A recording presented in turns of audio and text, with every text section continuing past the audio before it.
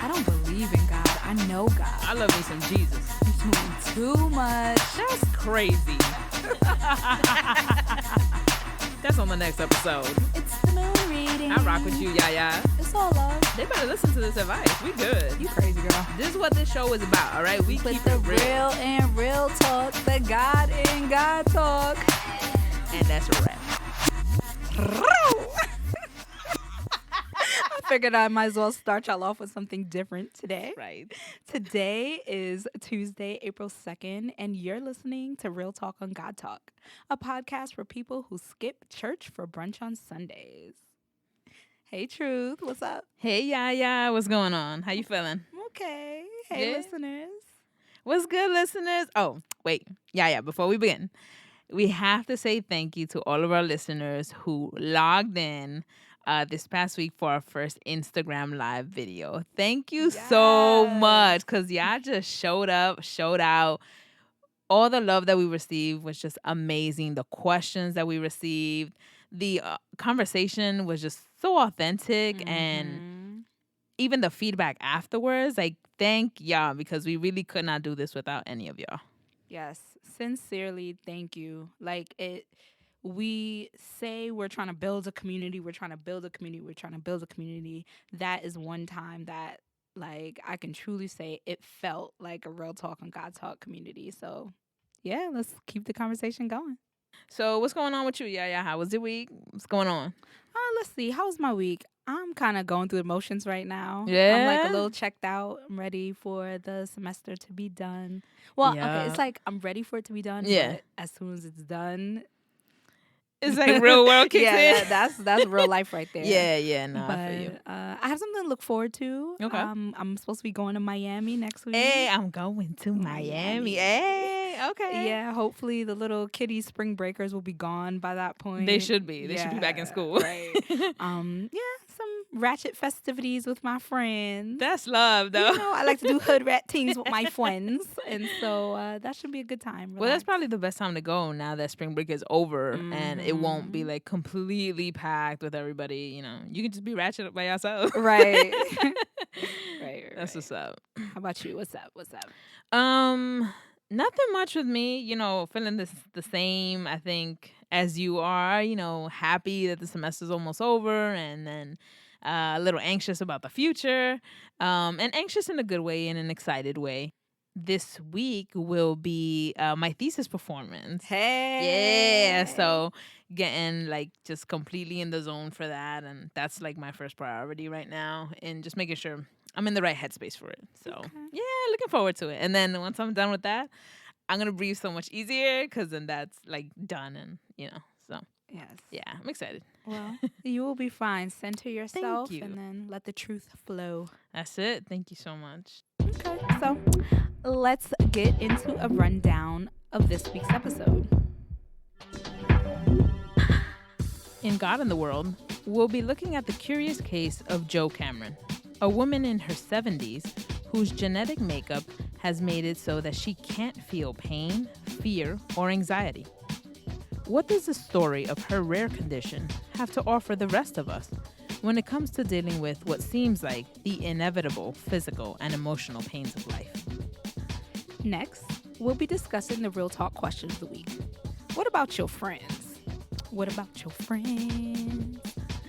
Romantic relationships often get all of the attention when it comes to developing healthy dynamics and habits of communication. But we think it's time to give friendship the clout it deserves. Everyone has friends, whether it's a single bestie, a whole girl gang, or a friend group turned into framily. But are your friends really your friends? This week, we'll be discussing ways of developing more positive and spiritually sound friendships. And finally, Yaya will take us through the moon reading, just in time to prepare for the April 5th new moon. In Freudian psychoanalysis, the pleasure principle says that the human instinct is to seek pleasure and avoid pain. Seeking pleasure seems simple enough, if you know what you like. But in this harsh world, with relative danger lurking around every corner, it's the avoiding pain part that can get a bit tricky. Right. So, according to the New York Times, Jo Cameron grew up thinking that she was pretty much normal. But when she became pregnant in her 20s and delivered her daughter without assistance or an epidural, she was asked about her experience. And her response, guess what it was, Yaya? I don't know, excruciating pain because Right? That's what you would think, Right. right? No. She was like, oh, it tickled. I was like, tickled? let me get some of that. Right? Right. So, like, despite obviously like this unusual reaction to childbirth, she actually wasn't officially diagnosed with pain insensitivity until she was like 65. And she had to have surgery for a bad hip. The recovery, which we know is like excruciatingly painful and it's like a long recovery. And she was saying that she it didn't feel like that for her. She just didn't feel any pain. And it was at that point that she was diagnosed and referred to a geneticist who identified the FAAHOUT, that's FAAHOUT, genetic mutation. And so this mutation makes it so that Jo neither feels pain, physical pain, and she's actually on the lowest register for emotional pain, like fear and anxiety. Wow, that sounds kind of crazy. Right? Like so apparently she can't feel pain. Right. She gets all these like bumps and bruises and scratches. Mm-hmm. But it's not until someone else says, "Oh wow, you're like have a bruise on your leg or something." Right. So like nothing. Like, Yeah. zip like zero, send you nothing zero, for pain. nothing. Yeah. And so like of course, right? Now scientists, right, they want to like recognize like the gene and what they want to do is try to find a way to isolate it so they could make like better artificial painkillers and then of course find a way for like big pharmaceutical companies to make money from it. Of course. Right. Cuz Right.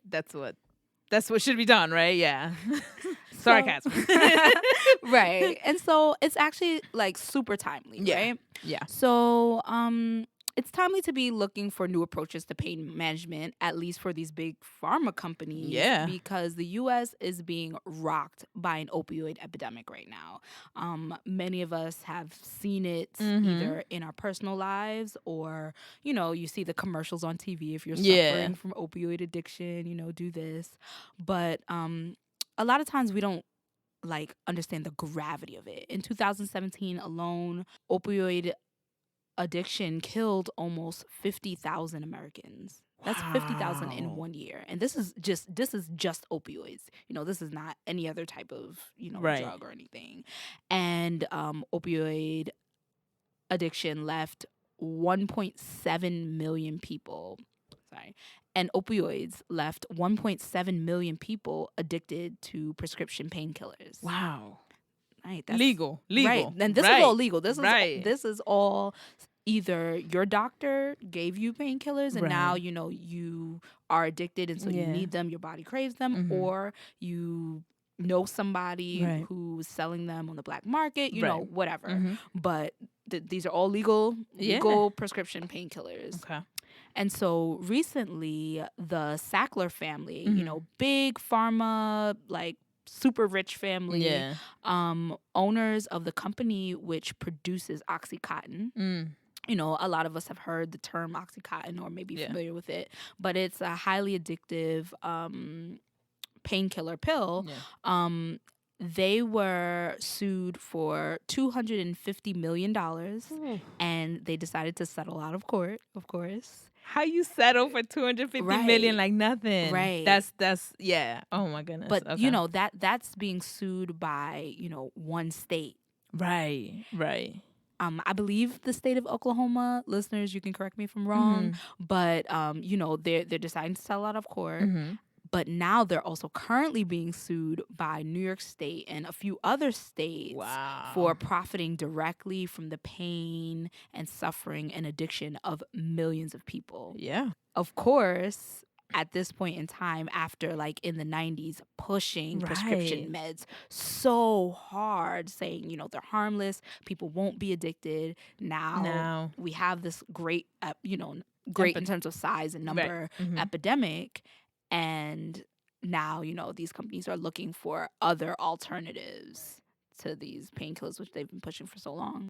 Damn, that's so wild. And like these two stories, like they're basically connected by like pain, right? So like Jo has no pain, and then we have scientists who are trying to figure out a way to market this like genetic trait that she has, in order to then make a painkiller to market from it and to make more money.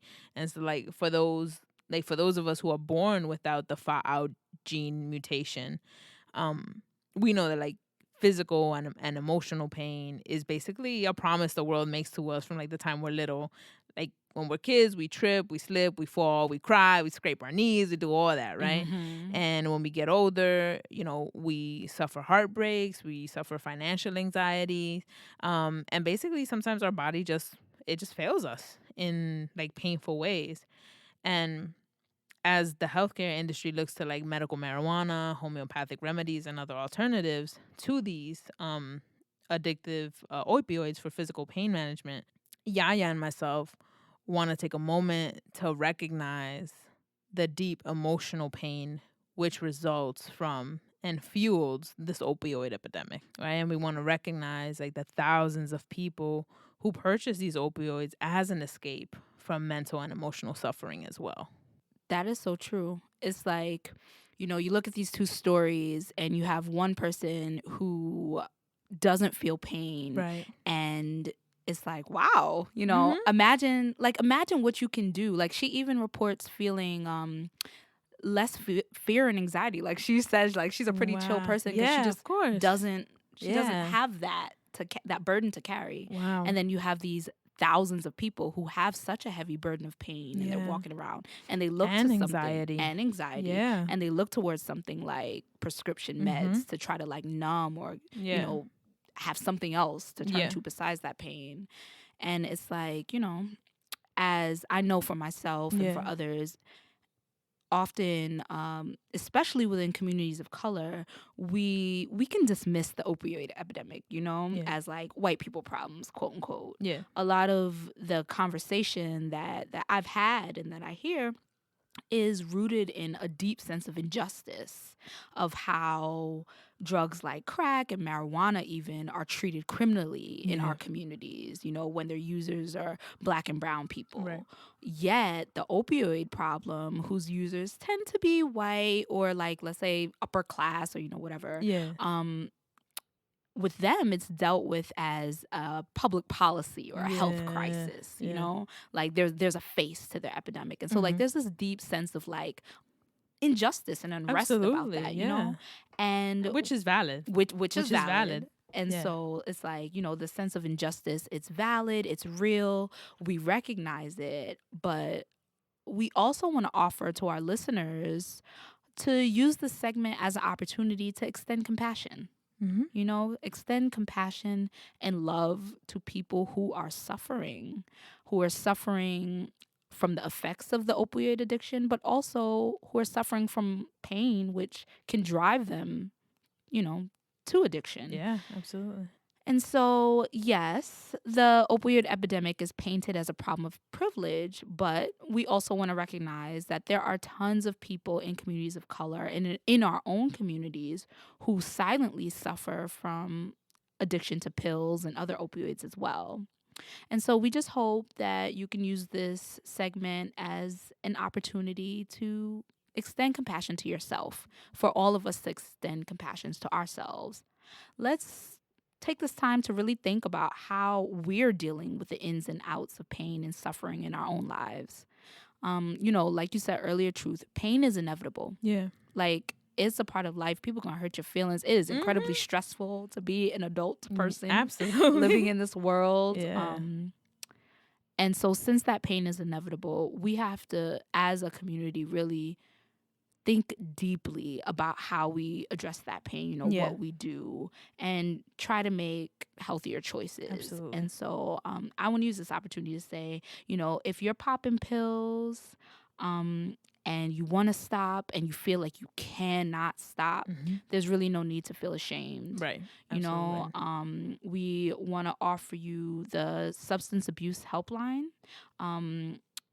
The phone number is 1-800-662-HELP. Help. Again, it's 1-800-662-HELP.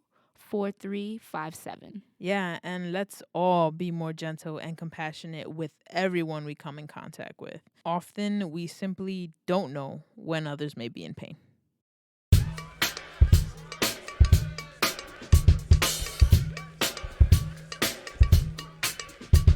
Okay, so let's get into this real talk question of the week. Let's do it. What about your friends? Hey.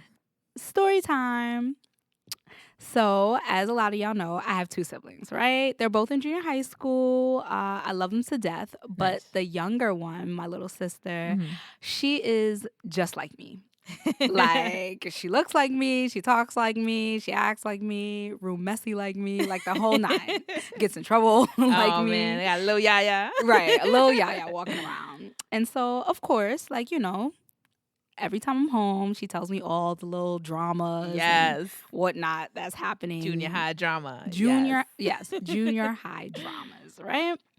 And so you know how things can be with 7th grade girls. Mhm. They tell Petty. these, right, super petty, Mhm. super competitive. Everyone's my friend, Yeah. friend. And then not my friend. Right, and then the next second, not my friend, right? Yeah.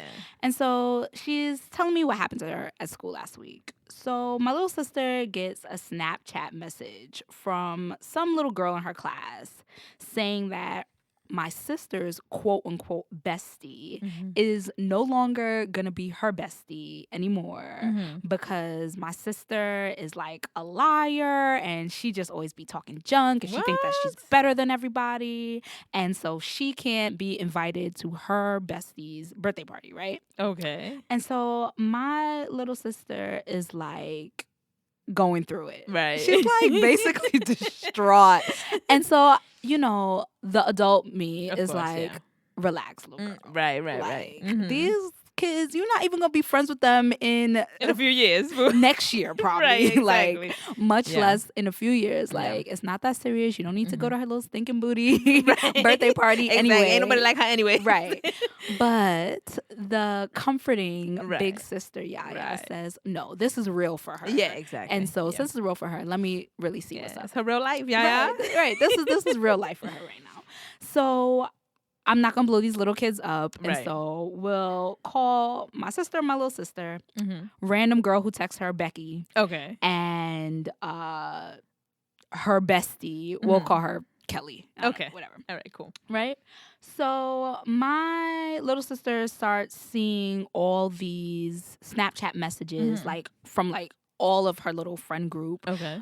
like listing out and tagging all their best friends, but everyone's like kind of like conspicuously leaving her out, right? Mm-hmm. And so basically I asked my little sister, like, okay, so were you talking about, like, is this girl, like, really your friend? Right, Like, yeah. so I asked her, is the girl who texted you, Becky, is that your friend? Right. And so she's like, we're in all the same classes together. Like, we sit together at lunch. Okay. But we're not, like, really, like, friends. Right, Like, right. not, like, friends. She just there. Right. She's just Right. around. We happen to be in and the same spot. So Yeah. I'm like, okay, so no, you're not friends. Right. Like, I'm ready to put, like, a You big ready, period right. on it. Like, no, that's not your friend. Right. And so I'm like, okay, is Kelly your friend? Right. And she's like, yeah, Kelly is my friend. Like, we're in all the same classes. Like, she even came over the house, and my mom does not like, and my mom don't let people come over the house. And so if my mom lets somebody come over the house, that means that she's met your parents. Right. And she has determined, yes, this can potentially be a fruitful friendship. Right. And so I'm like, okay, let's deal with Becky first. Right. I'm like, this girl's not your friend. She is really DMing my little sister like some abusive stuff. Like, we're not even gonna get into that stuff. Right. Like all these curses and all this stuff. I'm like, yo, that's not your friend. Be real with her. Like, Right. you have to be yourself and be firm with people and say, we are not friends. Right. Do not message me anymore. It's Right. not your business. And then block her. Boom. Boom. That's it. Like, I don't think 7th graders are used to being like as direct like that. But I told my sister to do that. Yeah. I really wanted to tell her curse a little girl out, but Right. I'm like, I'm grown 30 plus. I can't be telling You her can't be curse a telling little girl her, out. But, I told her, block her. That's not your friend. Right. Don't try to be her friend. So that Right. means when you're in class with her, you can be cordial. If you're in a group together, you have to do work. But besides that, keep the convo to a minimum. Right. It's not your friend. Know that, recognize that, embrace that. Right. And so, cool. It worked for her, whatever. So we got Becky out the way, cool. But then my little sister is like, oh no, what to do with Kelly? Because it's like, I'm like, okay, so do you actually want to go to the birthday party? Yeah. Of course she does. Of course, Like, right, because everybody's going to be there. going. Right, of You want to course. go? Yeah. I would be going. Of course. You know? And so I'm like, okay, cool. So I'm like, okay, you know, do you feel like you did something wrong? Yeah. Did you talk about her? So my little sister's like, no, I didn't talk about her. Someone asked me a question, asked her a direct question. Right. She answered the question, but she Okay. wasn't like gossiping about her, like talking bad right. about the girl. So I was like, okay, so if you didn't do anything wrong, you don't need to apologize for something Right. you didn't do. Absolutely. However, if you want to be her friend, you can try to like mend it and see what's up. I'm Yeah. like, tell the girl, tell Kelly that Becky is instigating things. Right. If she has a problem with you and you're supposed to be friends, she should come and talk to you about Absolutely. it directly. Absolutely. Tell her that you don't deal in fake friends. Right. You deal in loyal, real friends. And so if you and Kelly are friends, you can be friends. You welcome that. Yeah. You want to go to her party, cool. But she needs to know the type of friendship that you deal in is real friendship. And friends make each other feel good. Friends, when they have problems, they talk to each other. They don't talk about each other. And, you need to make it clear about what type of friend you are. And if she's not willing to be that type of friend to you, you might need to be okay with not going to her birthday party. Yeah, and not being her friend. And not being her friend. And so it was like... Boundaries. Right, Teaching boundaries. Right. That's what you're teaching, yeah. It was a little learning lesson for her. Course. And, she came back to me the next day and said, oh my goodness, everything's fine in school. All her friends, of course, as soon as she blocked the girl and had a real conversation with Kelly, all her friends kind of like fall in line now and welcome her back. And, girl, junior high school stuff. Right. But it got me thinking, like, it's one thing for like kids who are developing to be having all these intersocial dramas. Yeah. But it's just funny to me that even at our adult grown ages, we are dealing with the same thing. Same thing. We all 7th grade girls. Right. All of us. Our male listeners, our non-binary listeners, we're all 7th grade girls. That's on the it. low. We're all in junior high. Right. And the question becomes, like, what about your friends? Like, how do we, as spiritually mature adults, people deal with friendship? That's a good question. I mean, I have no answer, but right, but that's the question. But that is a good question, and I think what I was observing as you were telling me the story is like how we have to teach, our youth and like our siblings and all this at such a young age, because what you teach them now, or like the lesson that you taught, like if you would have just taught her like, oh, it's not a big deal, kind of brush it off, then, in her own reasoning, she probably would have felt that it was okay to like be trampled all over on. But you taught her such a self lesson and like valuing herself and what she should expect from a friendship and what she's giving in that friendship. And I'm sure that in that she ended up teaching, her friends too as well, like a healthy friendship. And not one that is based on like gossip and stuff like that. And so, or fear of being alone. Right. Fear of like, I have to fit in. And so in order for me to fit in, I just got to get along with everybody, because then we have adults who are like that, who just play every side of an argument, and because they just can't be by themselves. One of the first things I always remember, like, you always hear like your parents, or at least I always hear my parents say, not everybody's your friend, and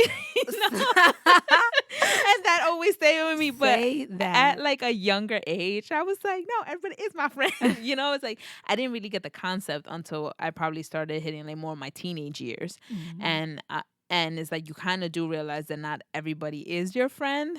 But I think a crucial thing that we end up missing in that is that it's okay if not everybody is friend, and just because they're not your friend doesn't mean they have to be your enemy. And so I think sometimes that not everybody's your friend comes along with like you kind of gotta dislike the person, but that's not always true. It's just you click with some people and with other people you don't, and some people are just high and by, and that's just one of the things.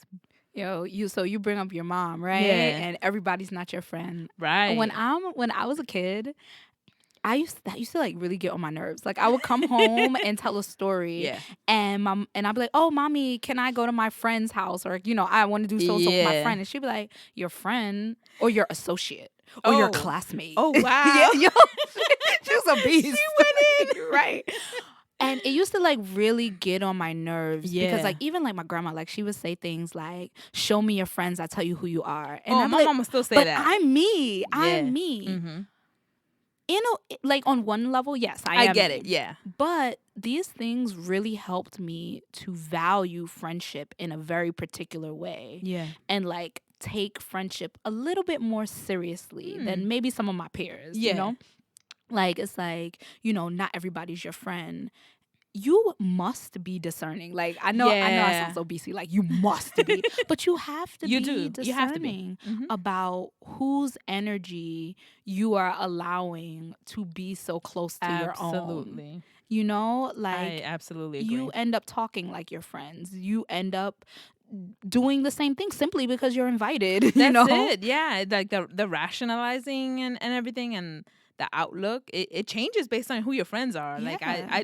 I feel like that's true. Like my mom used to say the same thing, like, tell me who your friends are and I'll tell you who you are, but my mom used to say it just in general, like with all the people you surround with, even if like you're in a relationship. Mm-hmm. But I think that's so true what you said.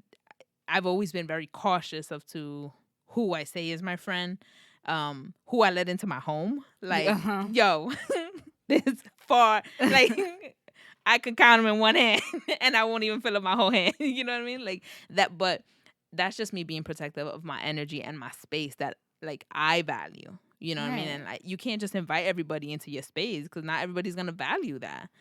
But you should be able to invite the people that you call your friends into that space, And it's like, I do want to also be clear, like, it's one thing to be friendly with everyone. Absolutely. Like, to be friendly, to be inviting, to be open. Hospitable.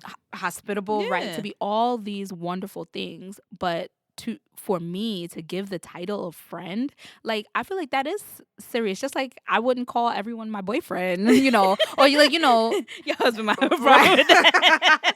No, but look, I'm about to get in trouble. I'm trying to backtrack so hard. Nah, but you know what I mean. Like, I feel like our culture tells us to take certain titles seriously. Yeah, boyfriend or girlfriend or husband, wife, mentor, even. Right. But like when it comes to friends, it's like so rarely are we asked to really express what is a friend to you.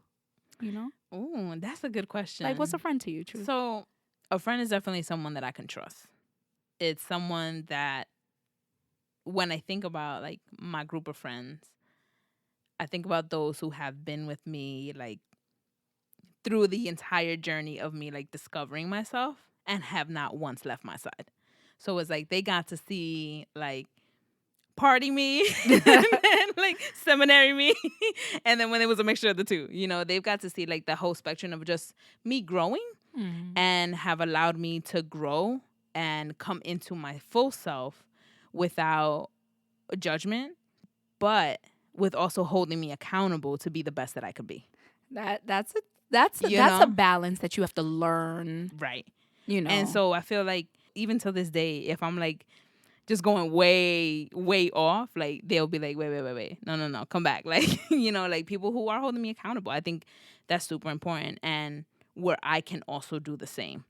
So if like I can't hold somebody accountable, then I don't feel I'm being a good friend.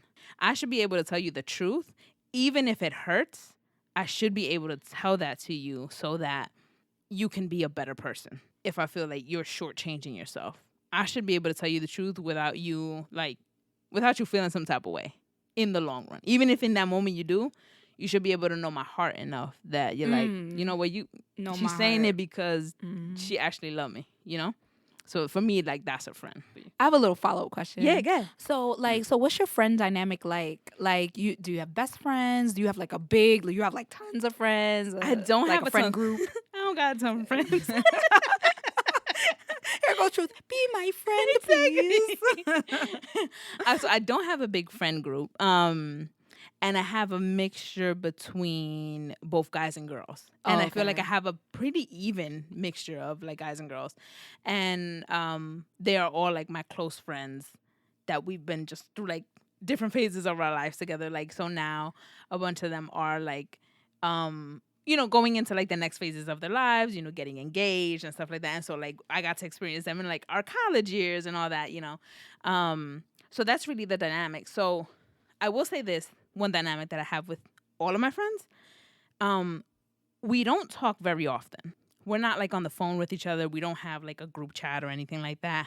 But when we call and we pick up, we're on the phone for hours and we're able to pick off right where we left off.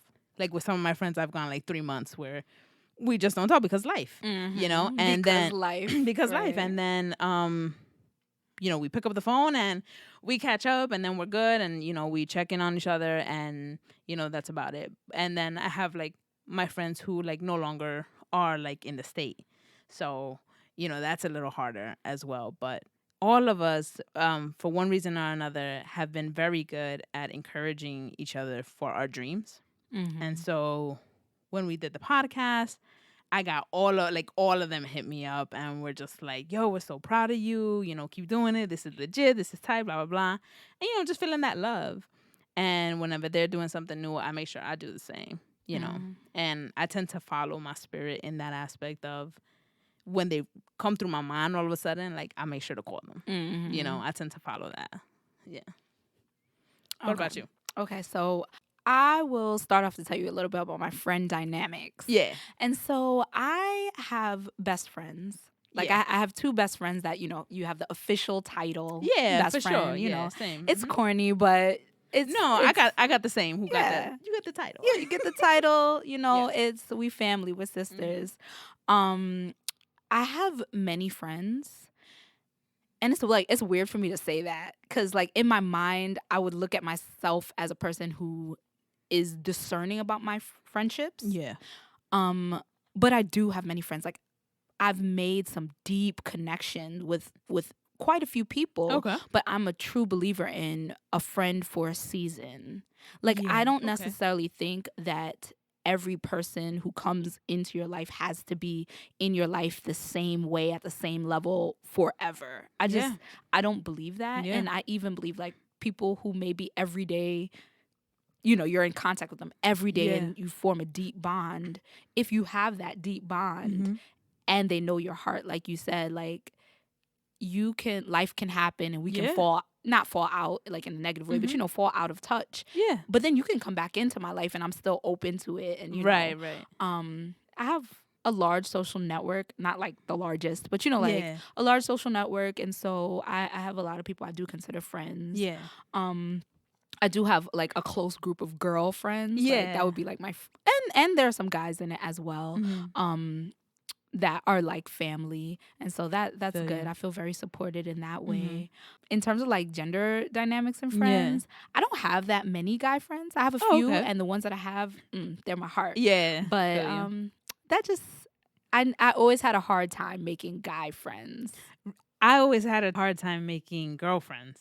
Oh, interesting. It was so I have my boys. Like to this day I have all my boys, like they're like my brothers, and like I make sure, if they're dating someone new, like they know, like I'm the one who asks all the questions and like I call them out if like they're acting up.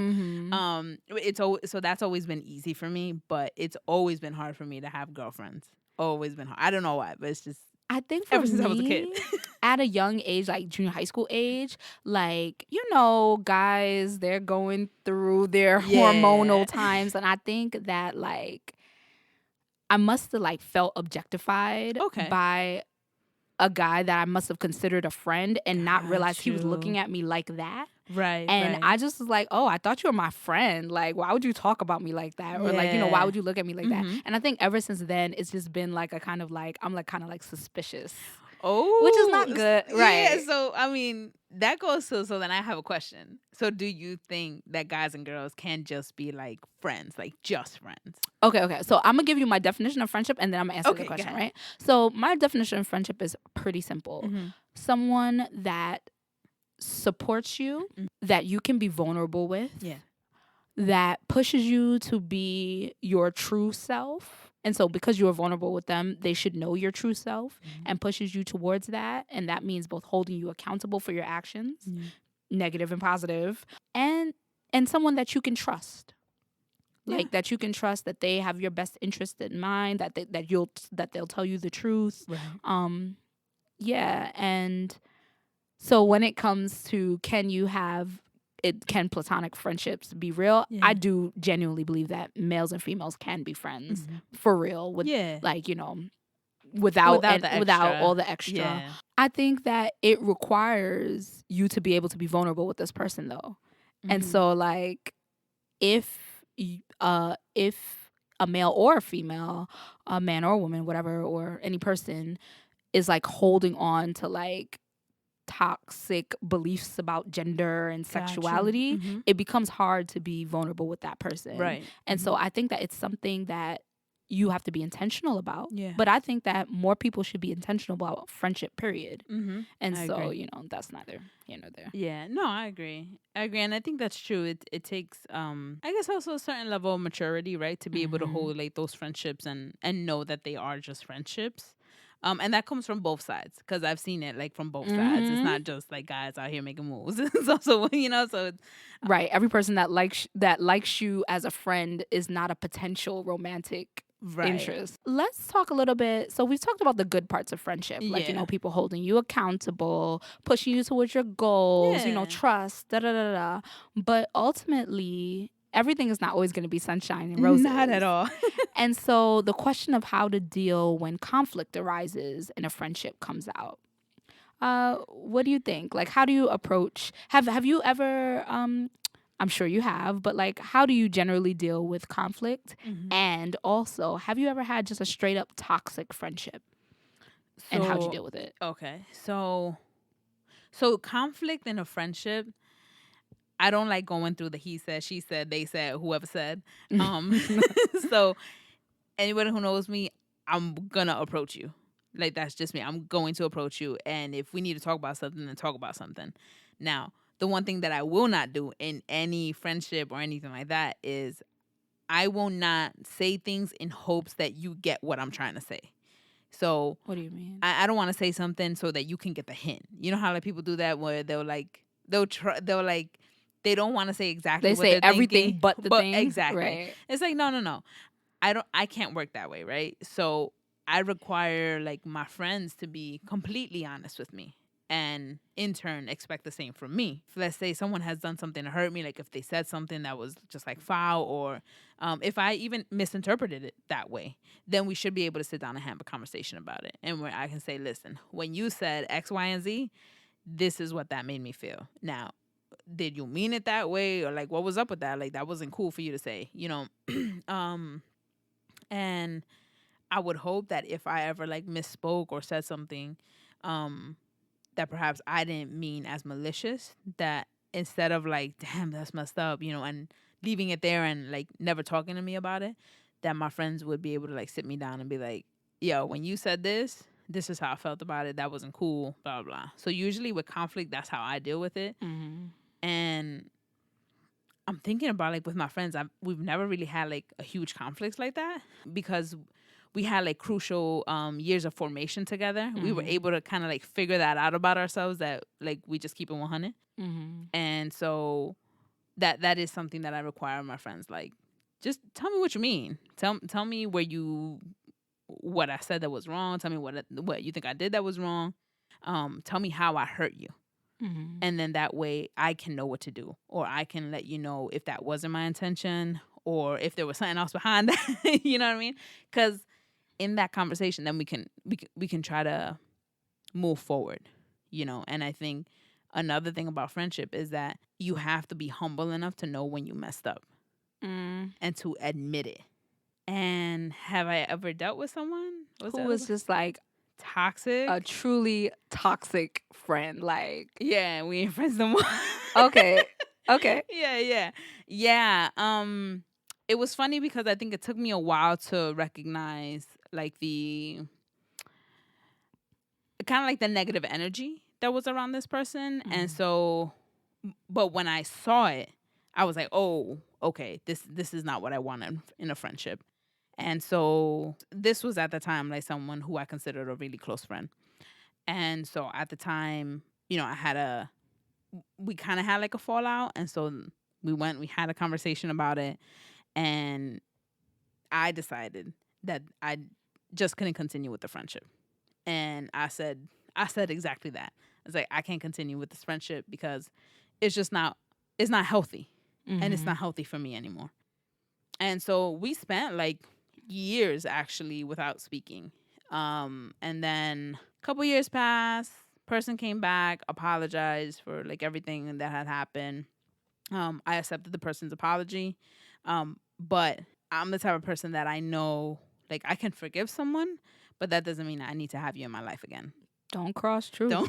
Yeah. Nah, I feel you though. I'm mean? the same way. And yeah, because it's, endless heart. That's but it, yeah. you have to also protect your heart. Right. And it's like no malice. I wish you nothing wrong or anything like that, but it's just my boundaries. You know, it's just for just knowing my boundaries, because I'm the type of person where once that line is crossed, I can't just pretend and act like I never saw it and we're just going to be all like we were before. That's just not me. It works for some people, but I know myself. And so, yeah, I had to end that friendship again, because the person came back in hopes that we would kind of like just be fine. So that time around, I handled it in a more like a little colder way, like thinking about it now. And where just like I ignore texts, I ignore messages. When I did respond, it was like 1-word answers. It ain't nothing to cut that off. Okay, heard you. Yeah. And so they got the point, you know, and it was just like, okay, like, and so I didn't feel bad at that point because I had already told this person what it was. Okay. Yeah. I hear you. What about you? Okay. So I have to be honest with you all, listeners, and Truth. I wish I could be just like Truth and say I just keep it 100 with my friends when conflict arises. Yeah. I don't. I'm conflict avoidant. But that's real. That's real. Like, but I know myself, and so I can with 100% like clarity say I try my best to be a good friend. Yeah. I do. Knowing myself and knowing that I'm conflict avoidant, I'm clear about my boundaries though. Yeah. And so it's like I'm very like I'm pretty forgiving. Like it takes a lot to get me like upset. Like I'm not just gonna get upset for every little thing. Right. And for the most part, like if you do something to me, if I think it's not major, like, you know, if you have a friend that is a user and you feel like, oh my goodness, like you are just like using me and being selfish, right? If it's something that I think isn't major, I'll probably just let it roll off my back or like, you know, I'll just do you a little favor, whatever, no big deal. Yeah. If I feel hurt or like truly disrespected, I think that's the point in which my serious Yaya hat comes on. Yeah. And I make it a point to have a direct conversation. They're uncomfortable to have. Absolutely. You know, I think a lot of friends and a lot of friend groups avoid tension in that way. Of course. You know, I don't want to be essentialist, but particularly I think, you know, as a woman who has a lot of women identified friends, it can be hard to like be straight up in conversations, because a lot of times when you receive criticism, you've been conditioned for that to mean, oh, this person doesn't like me or they're rejecting me in somehow. Right. When what we're really talking about is the quality of our relationship. Because for me, ultimately, a friendship should feel good. Yeah, absolutely. Like if you are spending more time feeling bad than feeling good, that is not a quality friendship. No. And it may be time to consider. Cut it. Right, cut it. Right. And so when it comes to conflict, I do try to make it a habit as a friend, though, to not talk about the problem that I may have with one friend with every other friend.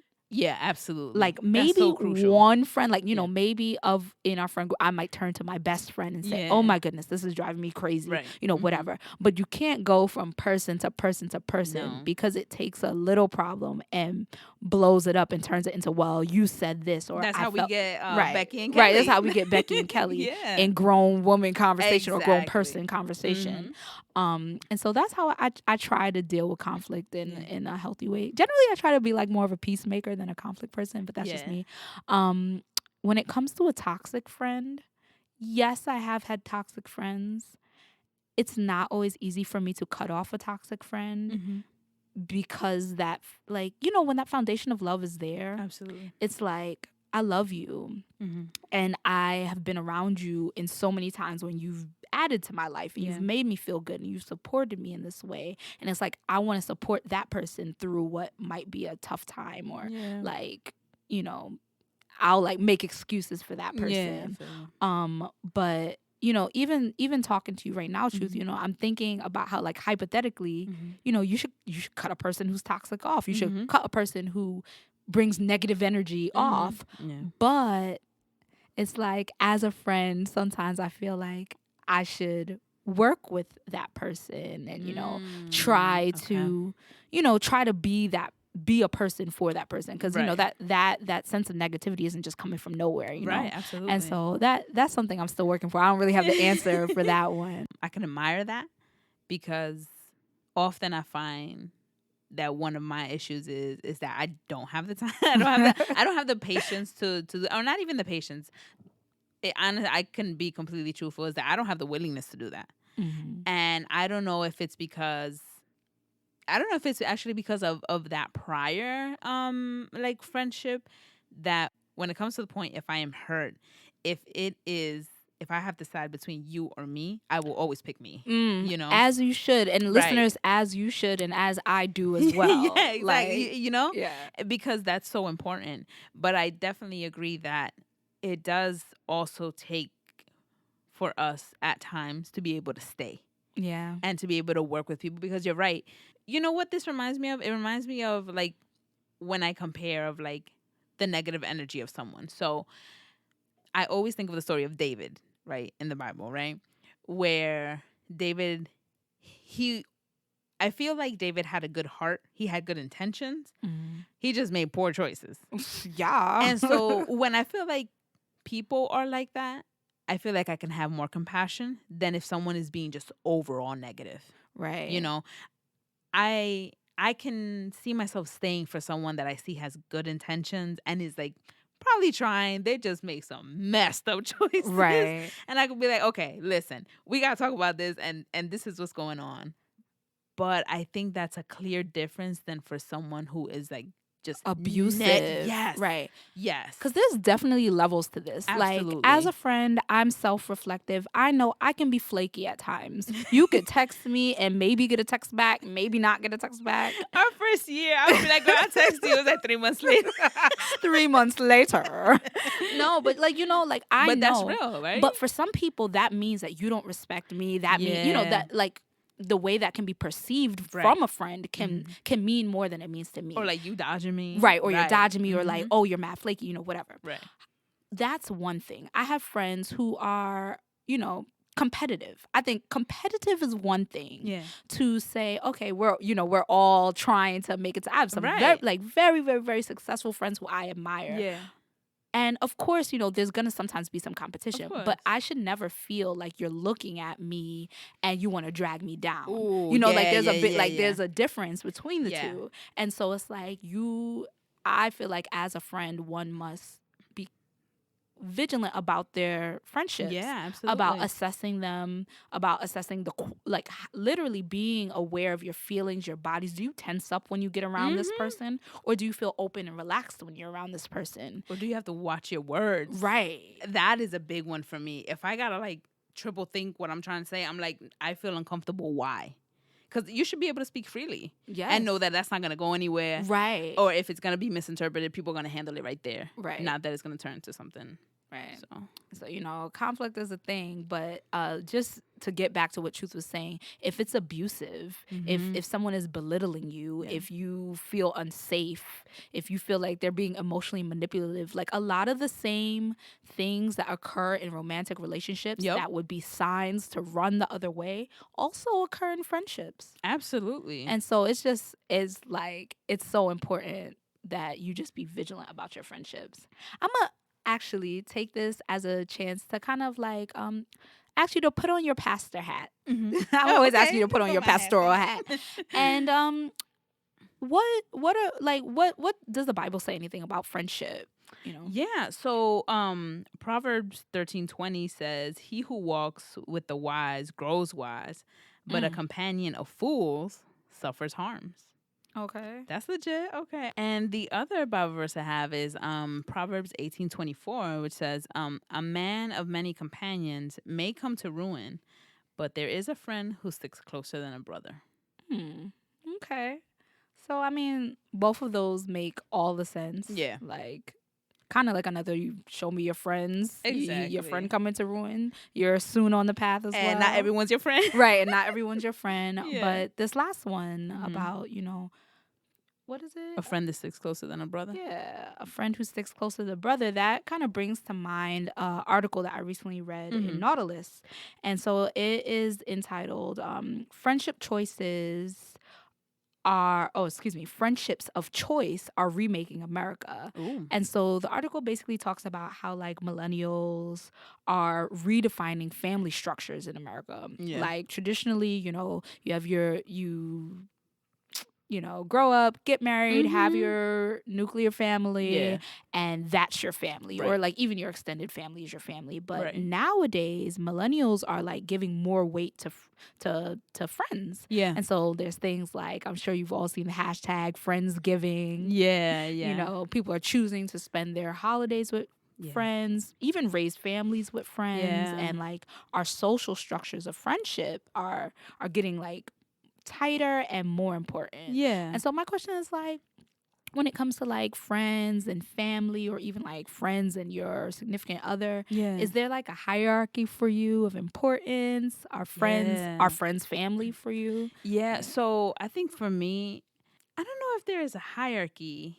My friends that are like my friends' friends, like they're like family now. So like my family has met them, my family knows them. They've gone over to like either my house or like even my siblings' house. Yeah, they're like friends that like my family, like my immediate family knows. And so to me, like those friends are like my family. There's like no difference to me. I think the people that are like associates, like so the associates, yeah, in that aspect, like for me there is a hierarchy, right? So like yeah, like my family, like my friends, and then it's like associates and stuff like that. My partner for me falls under like family, so yeah. But I feel like I've seen an increase in like these friend givings for a couple of reasons. One is because so many people are like no longer living in the same state as their parents are, and obviously it's expensive to fly during the holidays. So like the increase in like um prices on flights with people who are probably already living with roommates is pretty difficult, and then there are also just people who don't get along with their families, and so who have found, so in my experience with like the LGBT community, a lot of like my friends who are out have ended up forming like their own family with friends That's because beautiful. yeah, because of like just non-acceptance, and so they've had to find like this other community that holds them down. So for me, like I can understand that, and so I think for them it would hold like a hierarchy because they can't really go back to their families if like their families are like completely blinded to like not accepting who they are fully or have casted them out.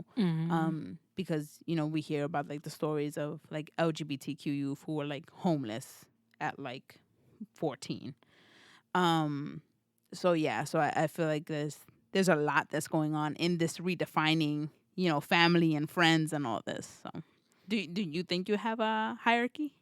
So after even asking you the question, I'm like Yeah. hierarchy. I wouldn't say hierarchy. Yeah. And so I am a little torn. Like coming from, especially, coming from like a family of immigrants. Yeah. I think that in coming from Jamaica to the United States, it was hard for my family. And my family was like pretty big. Yeah. And so it was like, I think we were often taught like, you don't need friends. You Yeah, have you family. got your family, Right. yep. Mhm. And like, we were really taught to like, really hold that. Yeah. However, I think also growing up in the United States, the friends that I made, and particularly the friends I made in college, like not Yeah. just the friends I made in college, I have some friends from before college that I hold just as near and deep to my heart. Yeah. But there are a certain set of friends that have taken care of me when I was sick. Right. You know, have held me down financially. Mm-hmm. You know, do all the things that family Right. are in my mind supposed to do. Yeah. And so I wouldn't feel right saying like a hierarchy. Yeah. Probably the only place that I have made a decision is when it comes to my husband. Yeah. I have made the decision that my husband's needs and wants, and because I'm in some ways responsible for him, Yeah. I hold him to like a different standard. Of course. And it's like, thank God my friends respect my relationship Yeah. and my husband respects my friendships. Right. Partially I'm lucky we went to school together, so we have the same friend group basically. Right. But even besides that, like, you know, he's cool with me going on these girls trips. You know, I said I was going to Miami. He's cool with me doing that because he knows, like, you know, it strengthens my friendships, it strengthens me, makes me feel good, you know. And so like those two have not been in conflict. Okay. However, if they were to be in conflict, I have to hold my romantic relationship in a different space than my friendships. Yeah, absolutely. Just because it logistically, like, we're on the same taxes. So I can't just bump into the side. Not that I would want to, like, you know, I love and respect him. Of course, you know. But thank God that my best friends, my friends, they like him more than they like me. So there we go. Yeah. Well, I think that's good. A good analysis, right? Of like being able to know where like your friendships and like your relationships like land. There is often a thing where, yeah, at least like you're fortunate enough, right, that everybody gets along, you good, but there are people who like it's not, right. And so then how do you balance that off? But I think it's just good conversation to have and like good like self-reflecting and to inventory, think about it, like because I think we just take friendships for granted, like Absolutely. You know, oh, it's my friend, oh, they're always gonna be my friend, oh, they have to be my friend. No one Right. has to spend time with you, and so if you're not treating them in a way that affirms them, makes them feel good, supports them, then why would they want to be your friend? And on the flip side, you don't owe anyone your time. Absolutely not. If they're not affirming you, helping you grow, making you feel good, holding you accountable, you know, doing all these wonderful things, then you don't need to be friends with them. And it's like, you must be intentional with your friendships as well as your other relationships. I think so. Yeah, I agree. And even like the history card that people pull out, you know, like with so much we've been friends for history. so long. No, if it's everything doesn't line up to what you just said, Yaya, then it's like you don't have to be in it. You know, that reminds me of a quote, a scripture actually, not a quote. Well, I mean, kind of. A quote from God. Exactly. Right. John 15:13 says, "No one has greater love than this, to lay down one's life for one's friends." Just something to think about. To keep the conversation going, tell us what you think by following us on Instagram or Twitter at Real Talk on God Talk.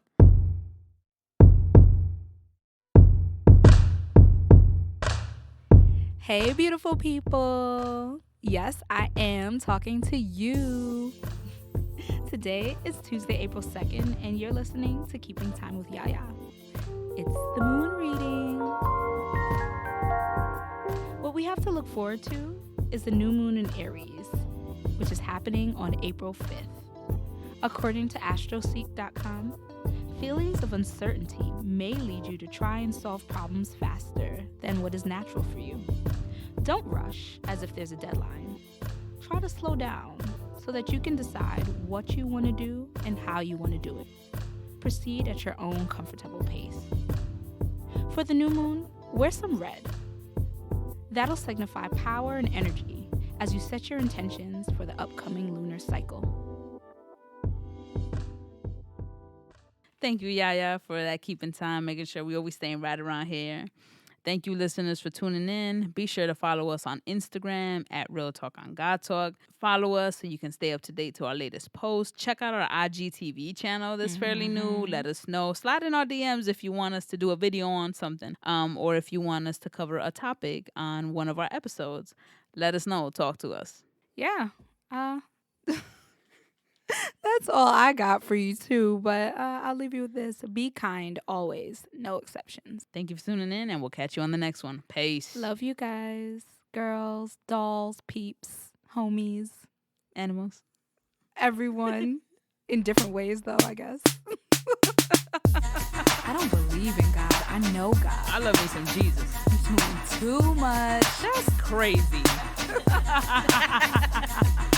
That's on the next episode. It's the moon reading. I rock with you, Yaya. It's all love. They better listen to this advice. We good. You crazy girl. This is what this show is about, all right? We With keep the it real. real and real talk, the God in God talk.